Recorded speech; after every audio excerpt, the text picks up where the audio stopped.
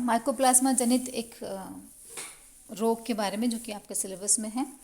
Little leaf of brinjal इसको बोलते हैं, बैंगन का लघुपर्णी रोग।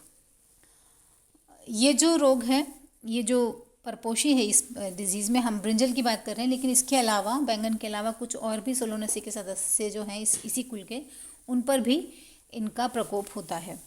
अब जैसा कि आप चित्र में देख रहे हैं, आपको इस चित्र में बहुत कुछ बड़ी बड़ी पत्तियां भी दिख रही होंगी और साथ में इस चित्र के अंदर बहुत छोटी छोटी पत्तियां भी दिख रही होंगी। तो ये जो बड़ी पत्ती है वो सामान्य आकार की पत्ती है, सामान्यतः पौधे में जो पाई जाती है उस प्रकार की है। और जब फाइटोप्लाज्मा का संक्रमण हो जाता है तो पत्तियों का आकार बहुत छोटा हो जाता है। आप देखेंगे लगभग 10 गुना छोटा हो गया या उससे भी कम आकार इनका हो गया है। डिस्ट्रीब्यूशन अगर देखें तो जितने भी बैंगन उगाने वाले क्षेत्र हैं उन सभी क्षेत्रों में इसका वितरण पाया जाता है। इसकी खोज जो की थी थॉमस और कृष्ण स्वामी ने किया था 1939 में, कोयम्बटूर में पहली बार इस डिजीज़ को देखा गया था। इसके लक्षण अगर आप देखेंगे तो पत्तियों के साइज़ में बहुत कमी हो जाती है, बहुत छोटी छोटी पत्तियां हो जाती हैं। और जो पत्तियां अगर आप उनको छू करके देखें तो वो बहुत कड़क होती हैं और फ्लेक्सिबल नहीं होती, जैसे और दूसरी पत्ती मुड़ सकती है आराम से, तो ये इस तरह से मुड़ती नहीं है। और आखिर में वो पत्तियां पीली हो जाती हैं, उनका कलर ख़त्म हो जाता है और कुछ शेप में डिस्टॉर्शन हो जाता है उसके पत्तियों की। पर्व संकुचन होता है, मतलब जो इंटरनोड्स होते हैं वो छोटे हो जाते हैं। दो पत्तियों के बीच में जो जगह होती है तने के ऊपर, उसको इंटरनोड बोलते हैं या पर्व बोलते हैं। पर्व संधि से पत्तियां निकलती हैं, उनके बीच की जो जगह होती है वो पर्व कहलाती है। तो पर्व का आकार बहुत छोटा हो जाता है। तो ओवरऑल क्या होगा, जब अलग अलग इस तरह के इंटरनोड्स छोटे हो जाएंगे तो पूरा जो पौधा होता है वो छोटा हो जाता है। तो पौधा क्या हो जाता है, वामन हो जाता है। तो इसको बोलते हैं वामनीकरण। तो प्लांट इज ड्वार्फ।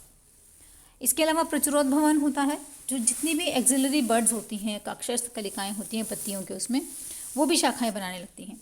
तो अगर नॉर्मली अगर 6-7 शाखाएँ हैं तो अब इसमें करीब 30-40 शाखाएँ बनना शुरू हो जाएंगी। और वो सारी शाखाओं में छोटे छोटे पर्व होंगे, उन पर बहुत सारी पत्तियाँ बनेंगी और वो पत्तियाँ जो होती सारी की सारी छोटी होंगी। तो पौधा जो है बिल्कुल झाड़ी के समान हो जाता है, छोटी छोटी पत्तियों के बने हुए समूह से ऐसा झाड़ी नुमा लगने लगता है। इसके अलावा पर्णाप्ता हो जाती है। कुछ जो प्लांट पार्ट्स होते हैं, जैसे वो फ्लोरल पार्ट्स होते हैं, वो पत्ती की जैसी संरचनाओं में बदल जाते हैं। ठीक है। और फिर पुष्पन व फलन का अभाव, क्योंकि जो फ्लावर्स के जो स्ट्रक्चर्स हैं, फ्लावर्स जो हैं वो भी लीफ लाइक स्ट्रक्चर्स में बदल जाते हैं। तो फ्लावरिंग होती नहीं है, ये जो फ्लावर्स बनते हैं वो स्टेराइल होते हैं, तो फलन नहीं होता। तो बहुत ज़्यादा अगर रोगी हो जाएगा पौधा तो उसके अंदर फ्रूट्स नहीं बनते हैं। कारक क्या है, एमएलओ कह लीजिए या हम कहते हैं फाइटोप्लाज्मा। कहाँ पाया जाएगा, पादप के पोषवाह टिश्यू में पाया जाएगा, उसमें उपस्थित होता है। संरचना कोशिका भित्ति रहित होता है, गोलाकार होता है, स्फेरिकल, और 40 से 300 नैनोमीटर्स तक होता है। रोग संचरण ट्रांसफर जैसिड कीट जो होता है, जिसको बोलते हैं हिशिमोनास फाइसिटिस, उसके द्वारा होता है। ग्राफ्ट के द्वारा भी हो सकता है, लेकिन प्लांट सैप के जैसे नहीं होता। जैसे टोबैको मोज़ेक वायरस का अगर हम देखें डिजीज़ ट्रांसमिशन, तो वो सैप के द्वारा होता है, तो उसमें इस तरह से नहीं होता। डिजीज़ को कंट्रोल करने के लिए प्लांट को उखाड़ें और जला दें।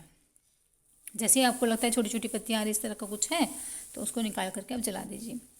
जो कीट होते हैं जो डिजीज़ को ट्रांसमिशन में सहायक होते हैं, उन कीटों को हम नियंत्रित कर सकते हैं इंसेक्टिसाइड के छिड़काव से। तो मेटासिस्टॉक्स एक केमिकल है जिसको हम छिड़क सकते हैं, तो जो कीट हैं वो मर जाएंगे और डिजीज़ का स्प्रेड नहीं होगा।